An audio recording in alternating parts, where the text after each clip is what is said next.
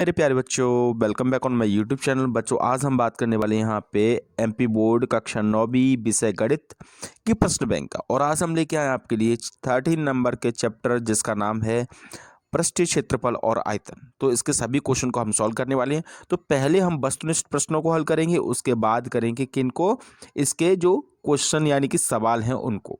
ठीक है, तो एग्जाम के लिए बहुत ज़्यादा इंपॉर्टेंट है, तो सभी बच्चे इसको नोट जरूर करते जाइए और समझते भी जाइए। तो चलिए शुरू करते हैं। सबसे पहले हम देखते हैं यहाँ पे, देखो हमारा प्रश्न है सबसे पहले क्या वस्तुनिष्ठ प्रश्नों में हमारा प्रश्न है, निम्नलिखित में से कौन सी आकृति समतल नहीं है। आपको ये बताना है कि कौन सी आकृति समतल नहीं है। देखो समतल का मतलब होता है जो बिल्कुल प्लेन जगह पे बनती है। तो देखो वर्ग तो हमने देखा है, वर्ग जो होता है वो क्या है, वर्ग तो प्लेन पे बनता है। ठीक है, और जो आयत होता है वो भी प्लेन पे, क्योंकि लंबाई इंटू चौड़ाई।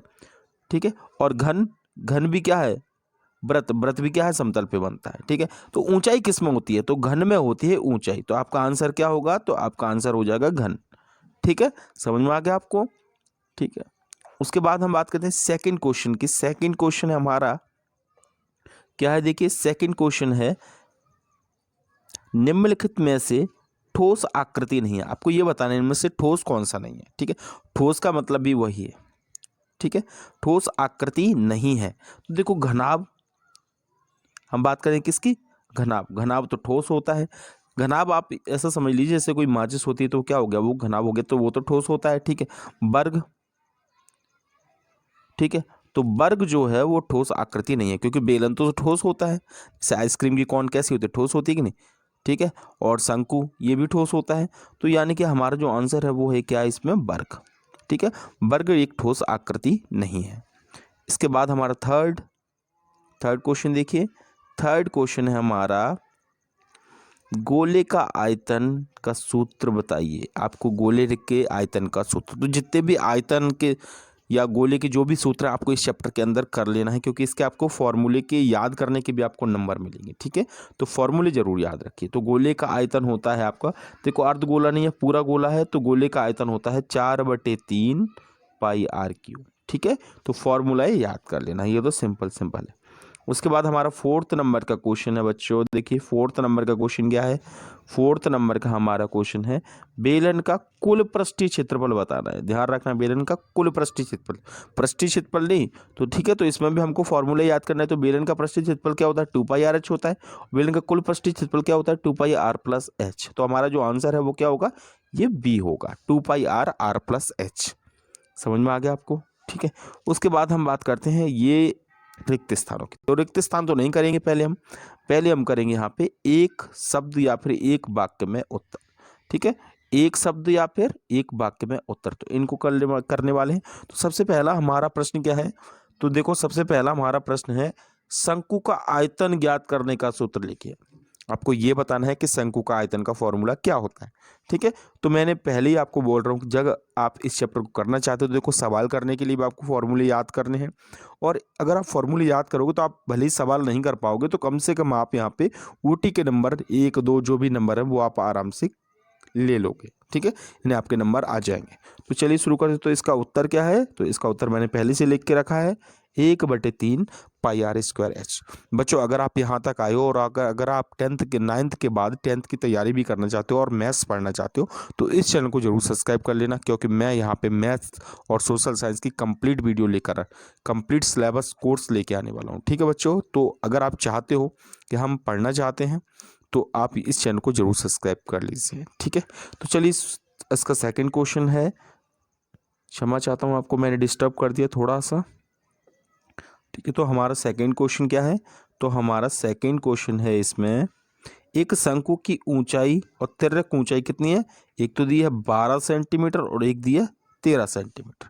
तो आपको आधार की त्रिज्या ज्ञात करो। ये एक छोटा सा सवाल है। तो सबसे पहले तो आपको ये पता होना चाहिए, आपको तिर्यक शंकु की ऊंचाई दे रहा है, ये क्या दे रहा है, ये शंकु की ऊंचाई h = 12 और तिर्यक ऊंचाई l।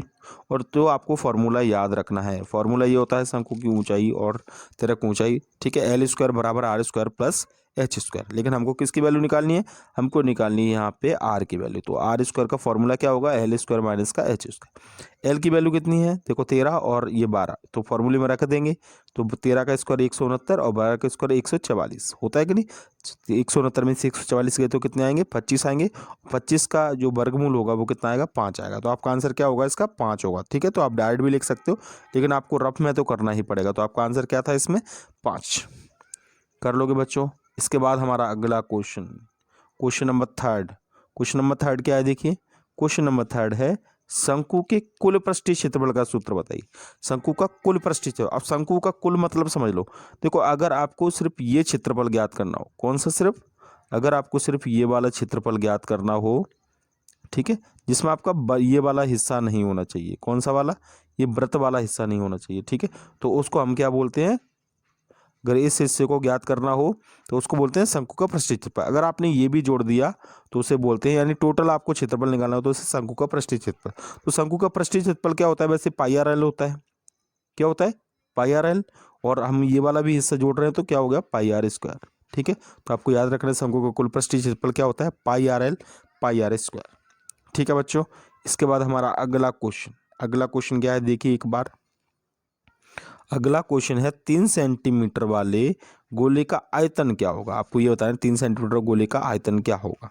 ठीक है, तो हमारा आंसर क्या है यहाँ पे, आर बराबर आपको 3 सेंटीमीटर दिया है, गोले का आयतन का फॉर्मूला आपको याद करना है। तो मैंने पहले ही बोला है सवाल वाले क्वेश्चन में तो आपको फॉर्मूले याद ही करने हैं। ठीक है, और यहाँ पे हम वैल्यू रख देंगे तो आपका आंसर क्या आ जाएगा, फाइनली आपका आंसर आ जाएगा, इस 3 से 3 कट जाएगा। ठीक है, तो गुणा कर लेंगे और इसमें गुणा करने के बाद भाग देंगे तो आपको ये आंसर आ जाएगा।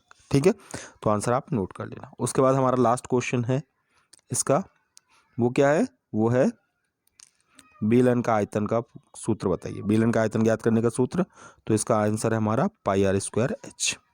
ठीक है, चलिए फाइनल अब चलते हैं अगले पे।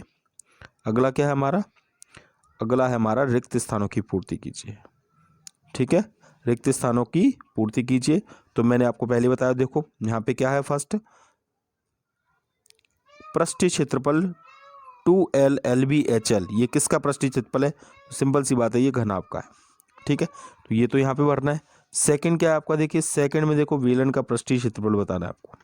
क्या बताना है, बेलन का पृष्ठीय क्षेत्रफल, तो आपका क्या होता है, 2 पाई आर एच होता है। ठीक है, उसके बाद शंकु के, इसमें आपने ये भरा है, ठीक है, पृष्ठीय क्षेत्रफल। अर्धगोले का पृष्ठीय क्षेत्रफल क्या होता है, ठीक है, तो अर्धगोले का कुल पृष्ठीय क्षेत्रफल, वैसे अर्धगोले का क्या होता है, 2 पाई आर स्क्वायर होता है, लेकिन कुल पृष्ठीय क्षेत्रफल होता है 3 पाई आर स्क्वायर। याद रखना 3 पाई आर स्क्वायर। उसके बाद आते हैं हम सत्य असत्य पे।